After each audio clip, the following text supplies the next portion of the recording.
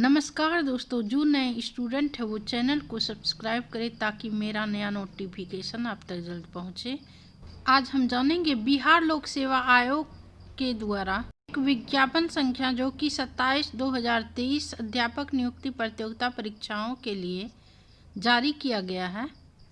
परीक्षा फल इस शर्त के साथ प्रकाशित है कि प्रकाशन के पश्चात प्रशासनिक विभाग के द्वारा नियुक्ति हेतु काउंसलिंग के समय ऑनलाइन आवेदन करते समय समर्पित वांछित शैक्षणिक प्रशैक्षणिक अर्हता संबंधी प्रमाण पत्रों की जांच उसके मूल प्रति से की जाएगी, जिसमें असफल होने पर उनकी पात्रता एवं परीक्षाफल दोनों ही स्वतः रद्द समझी जाएगी। जो आप लोग सर्टिफिकेट उस टाइम में अपलोड किए थे, जिस टाइम फॉर्म भरा रहा था, वही सर्टिफिकेट लेकर के जाना भी है वहाँ पे, यही बताया गया है। आइए इससे आगे हम लोग जानते हैं। इसीलिए आवश्यक है कि अभ्यर्थियों द्वारा ऑनलाइन फॉर्म भरते समय अपलोड किए गए कागजात दस्तावेज को डाउनलोड कर सत्यापन के समय सक्षम प्राधिकार प्रशासनिक विभाग के समक्ष उपस्थापित करेंगे। अभ्यर्थियों द्वारा अपलोड किए गए सभी दस्तावेज पर डाउनलोड करने पर उसमें स्वतः रजिस्ट्रेशन सहित नया वेटरमार्क अंकित रहेगा, जो पूर्व के वेटरमार्क से भिन्न होगा। अतः उक्त परीक्षा से संबंधित सशर्त रूप से सफल अभ्यर्थियों को सूचित किया जाता है कि ऑनलाइन आवेदन करते समय आयोग के पोर्टल पर अपलोड किए गए अपने सभी प्रमाण पत्रों को डाउनलोड कर, जिस पर आयोग का वेटरमार्क होगा, प्रशासनिक विभाग के द्वारा आयोजित काउंसलिंग में प्रस्तुत करेंगे। आयोग के वेटरमार्क के बिना कोई प्रमाण पत्र मान्य एवं स्वीकार्य नहीं होगा। कोई नया प्रमाण पत्र अपलोड कर पुनः डाउनलोड कर जमा करने की व्यवस्था मात्र संबंधित प्रशासनिक विभाग की अनुशंसा पर ही अभ्यर्थियों को दी जाएगी, अन्यथा नहीं। अभ्यर्थियों के स्वास्थ्य, दिव्यांगता, आरक्षण से संबंधित प्रमाण पत्रों की जांच प्रशासनिक विभाग द्वारा कराई जाएगी। सभी दिव्यांग अभ्यर्थी की दिव्यांगता की जांच अनिवार्य रूप से सक्षम मेडिकल कॉलेज हॉस्पिटल, आप लोग कौन हॉस्पिटल में आप लोगों को जांच होने वाला है दिव्यांगता का। अब जानते हम लोग इससे आगे क्या कह रहा है। का लाभ लिए बिना ही गुण के आधार पर ही क्यों नहीं सफल घोषित हो जाते हैं। ऐसा इसलिए आवश्यक है क्योंकि उन्हें दिव्यांगता के आधार पर ही परीक्षा में अतिरिक्त समय का लाभ दिया गया है। जांच के क्रम में अगर पाया जाता है कि उनके दिव्यांगता का दावा सही नहीं है या सरकार द्वारा निर्धारित मानक से कम दिव्यांग पाए जाने एवं पात्रता स्थापित नहीं होने की स्थिति में ऐसे अभ्यर्थियों को कदाचार की श्रेणी में मानते हुए उनका परीक्षा फल स्वतः रद्द समझा जाएगा और उन्हें दोषी मानते हुए विधि सम्मत अग्रेतर कार्रवाई की जा सकेगी। अब हम लोग जानेंगे कट ऑफ के बारे में। कार्मिक एवं प्रशासनिक सुधार विभाग के संकल्प ज्ञापनांक संख्या 2374 दिनांक 16/7/2007 एवं पात्रांक 6706 दिनांक 1/10/2008 के अनुसार लिखित परीक्षा में शामिल सामान्य वर्ग के उम्मीदवारों को 40%, पिछड़ा वर्ग के उम्मीदवारों को 36.5%, अत्यंत पिछड़ा वर्ग के उम्मीदवारों को 34% एवं अनुसूचित जाति एवं अनुसूचित जनजाति महिलाओं तथा दिव्यांग उम्मीदवारों को 32% न्यूनतम अर्हतांक प्राप्त करना अनिवार्य है। स्पष्ट है कि वैसे अभ्यर्थी जिनका प्राप्तांक इस निर्धारित न्यूनतम अर्हतांक से कम है, उन्हें मेधा सूची में शामिल ही नहीं किया जा सकता है और फिर उन्हें परीक्षाफल में सफल घोषित करने का प्रश्न ही नहीं रह जाता है। नेक्स्ट पॉइंट देखते हैं। ध्यातव्य है कि आरक्षण नियमानुसार मेधा क्रम में सर्वप्रथम अनारक्षित कोटि की रिक्ति भरी जाती है। अतः यदि अनारक्षित कोटि की रिक्ति अधिक हो और आरक्षित कोटि के योग्य अभ्यर्थियों की संख्या कम हो तो संभव है कि सभी आरक्षित कोटि के योग्य अभ्यर्थी अनारक्षित कोटि की रिक्ति ही के विरुद्ध सफल घोषित हो जाएं। ऐसी स्थिति में आरक्षित कोटि की रिक्ति खाली रह जाएगी और इस कारण उसमें कोई कट ऑफ नहीं हो सकेगा, अर्थात NA नोट एप्लीकेबल रहेगा। साथ ही अनारक्षित कोटि की अंतिम रिक्ति पर यदि आरक्षित कोटि के अभ्यर्थी सफल घोषित होते हैं तो उसका प्राप्तांक ही कट ऑफ हो जाएगा और प्राप्तांक उस आरक्षित कोटि का न्यूनतम आहर्तांक भी हो सकता है जो स्पष्टतः अनारक्षित कोटि के न्यूनतम आहर्तांक से कम होगा।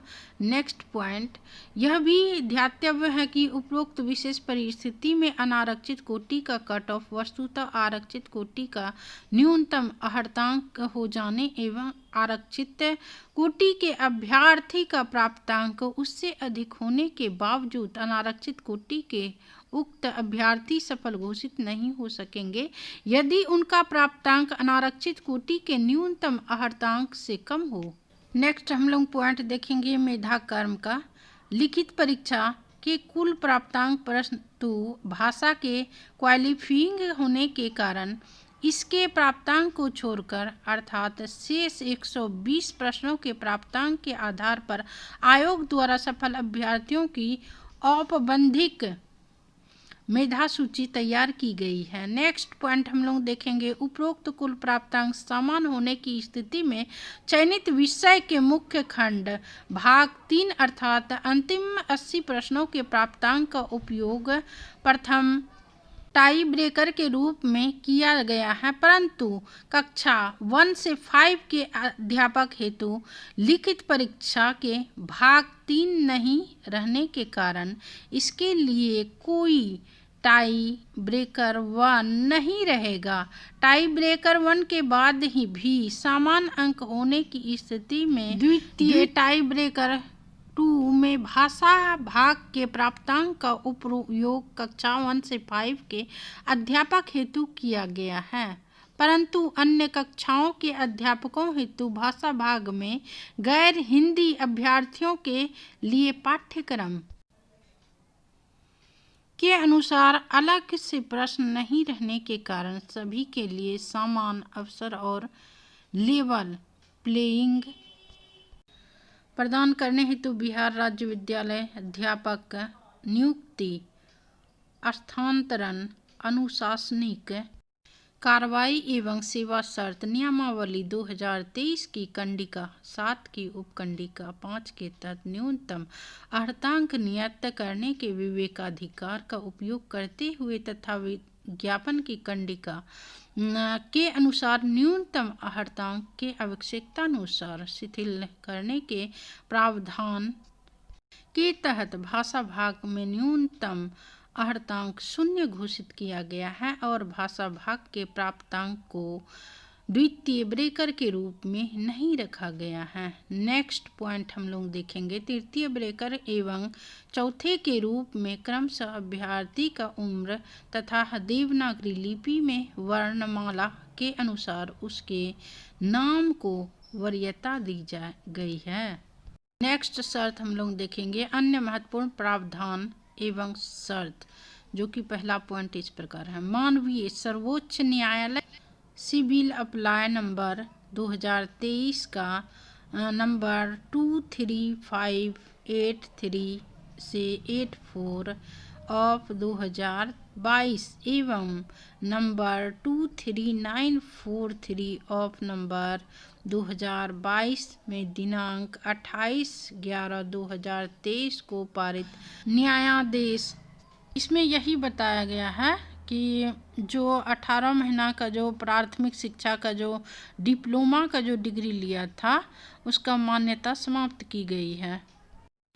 नेक्स्ट पॉइंट हम लोग देखेंगे, ध्यातव्य है कि बिहार राज्य विद्यालय अध्यापक नियमावली 2023 की कंडिका 2 की उपकंडिका इतना में के तहत यह प्रावधानित है कि शिक्षक प्रशिक्षण के किसी भी उपाधि के मान्यता के बिंदु पर अथवा किसी उपाधि विशेष की समतुल्यता के बिंदु पर किसी प्रकार के विवाद की स्थिति ही में राष्ट्रीय अध्यापक शिक्षा परिषद NCTE के परामर्श से शिक्षा विभाग का निर्णय अंतिम होगा। नेक्स्ट पॉइंट हम लोग देखते हैं। इसके आलोक में शिक्षा विभाग बिहार सरकार के ज्ञापक 11 नियमावली 1/2/2023 743 दिनांक 10/4/2023 संसूचित हैं। नेक्स्ट और लास्ट पॉइंट हम लोग देखेंगे। फिर भी यदि इसमें संबंधित किसी अन्य मामले में माननीय सर्वोच्च न्यायालय अथवा सक्षम न्यायालय का अन्यथा आदेश पारित होता है तो उसके फलाफल में परीक्षा फल प्रभावित होगा। देखिए आप लोग नीचे 21/12/2023 को यह नोटिस निकला था जिसमें कि परीक्षा नियंत्रक का भी साइन है। इसी प्रकार का वीडियो पाने के लिए इच्छुक हैं तो आप हमारे चैनल को सब्सक्राइब करें, साथ ही वीडियो को अधिक से अधिक शेयर करें ताकि सभी विद्यार्थियों को इस वीडियो का लाभ प्राप्त हो सके और वीडियो को लाइक करना ना भूलें। मिलती हूँ नेक्स्ट वीडियो में। धन्यवाद।